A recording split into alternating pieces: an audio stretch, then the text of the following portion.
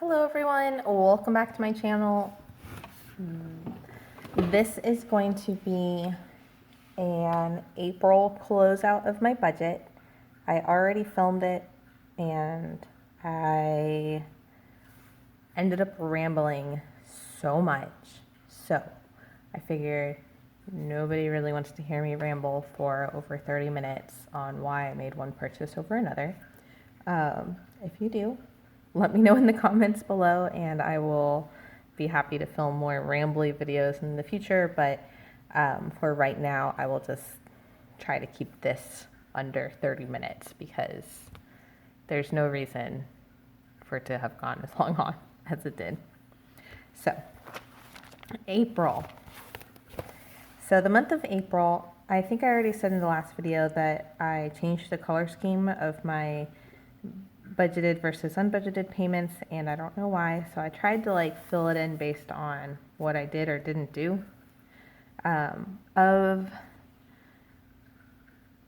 basically did meet my goal. My goal was to have no more than 18 unbudgeted days of spending, and I counted for 24. I don't understand where I got that number from. I basically said, let's see. So the green is for no money spent. The orange, I said it was for no unbudgeted spending. So these amounts came out on different days, but they're scheduled for the first day. So it's frustrating when I scheduled it for the first because that's when it says the payment's going to come, but that doesn't mean that that's when the bank accepts the money. So for example, here there's the Death Wish and here's the Anytime Fitness, and they did come out, but one was on the 2nd and one was on the 3rd. So, but they're unbudgeted. I mean, they are budgeted expenses, so technically that counts. So based on that logic, I have 1, 2, 3, 4, 5, 6, 7, 8,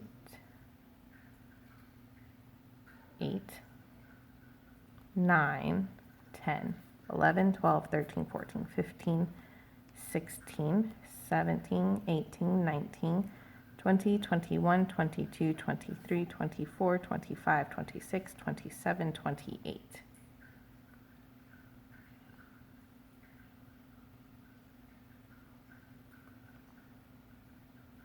Let's say go back to 27 because this did have some unbudgeted spending in it.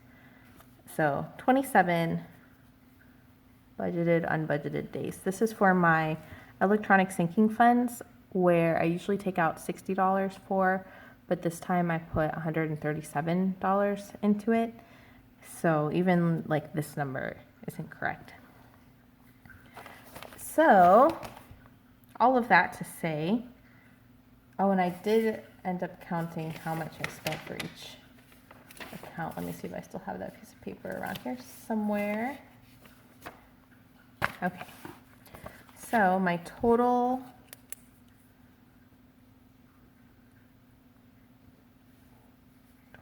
for bill pay,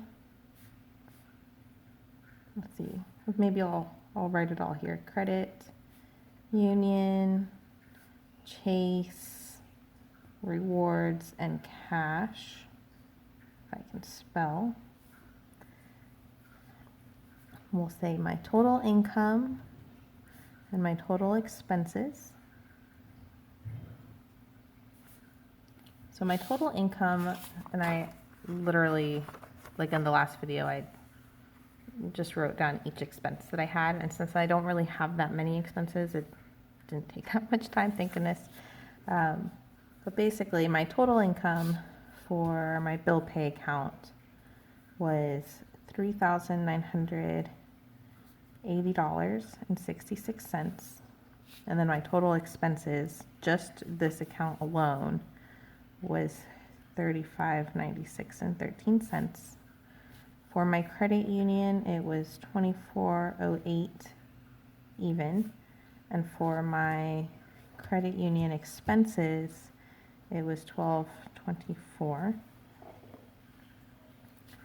for my Chase credit card, I don't really know how to count this part because it's money taken from my bill pay to pay for the expense, or from the credit union to pay for the expense, but I still wrote it in here anyway because there's still expenses that I'm making and not making, and that way I can confirm that these amounts basically cancel each other out. For my cash, I started the month with 181 and I started the month with 121. I added 60 and I spent 46.33. And my totals like this. So I spent a total of 6,980. I have an income of 6,79984, and I spent $5,096.64. This month was truly a fluke in terms of income and expenses because the majority of this money went towards my Discover card. The month of April, I started my Discover card with $5,222, and I brought it down to $1,900. So that means I paid $3,322 on my Discover card. So for the month of May, I'll have $1,900 to pay. That's where that math is coming from. And for the cash, what I did was, let's see, so here's my Chase card where I paid it off here. This is the credit card that I'm using, and every time the account hits with the payment, I'm paying it off immediately. So my credit union, I started with 103. After unemployment and everything, my ending balance for my credit union for the month of April was $1,184. And then for my cash, I started the month with 121. I added $60 from cash that I had taken out as like an emergency just in case I needed it for whatever, from March. I took some cash out. I took out $400 and I just had it. I didn't know how to put it really. So I just kind of held on to it. And now since things seem to be normalizing a little bit more, I decided to just deposit everything that I could and take some cash out just to have some cash in some categories. So I took out $60. From my actual envelopes, I took out $10 to pay for eggs. My local egg farmer was giving out basically 100 eggs for $10. And they're not like pasture raised and they weren't free range or anything like that, but it is being able to support a local business, and that's something that I really wanted to do, but I really wanted to make sure that my money was going towards a business that was local to me, not just like a restaurant, because even though I probably should be supporting restaurants, but I wanted to support something that was important to me, or at least like I also got something out of it. And just being able to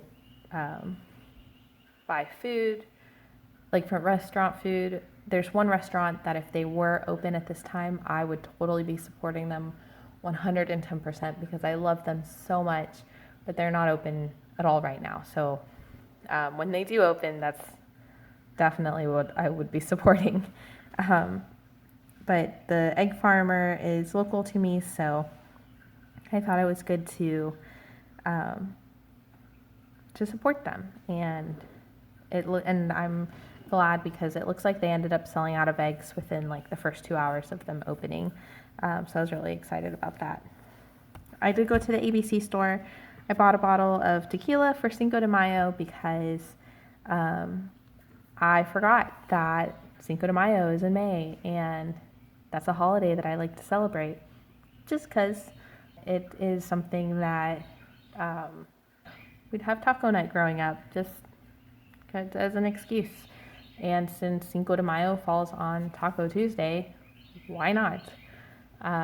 So my boyfriend and I have basically spread out the entire weekend of having a margarita and tacos, or margarita and chips and queso all weekend, and it's been really nice to just kind of spread it out over the weekend as opposed to doing everything in one day. And I think for next year what I'd like to do is save like $50 for like these were like the smaller holidays like Easter and Cinco de Mayo or St. Patrick's Day, Valentine's Day, like the things that are smaller or events that are smaller that still take place, and I still want to do something, but it's not like a gift-giving celebration. So this is definitely giving me a ballpark idea of how much money I want to save for these holidays in the future. My closing notes for April.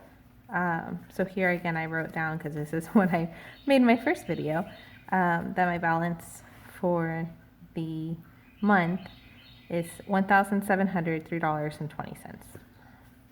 My goal for May is to put everything possible that I possibly can onto my Discover card. So I guess that's it. I didn't end up buying contacts last month because I didn't feel like it was necessary. I did put $134 into my sinking funds, just to help pay ahead a little bit for May, so that I didn't have to worry about them for next month and the month after.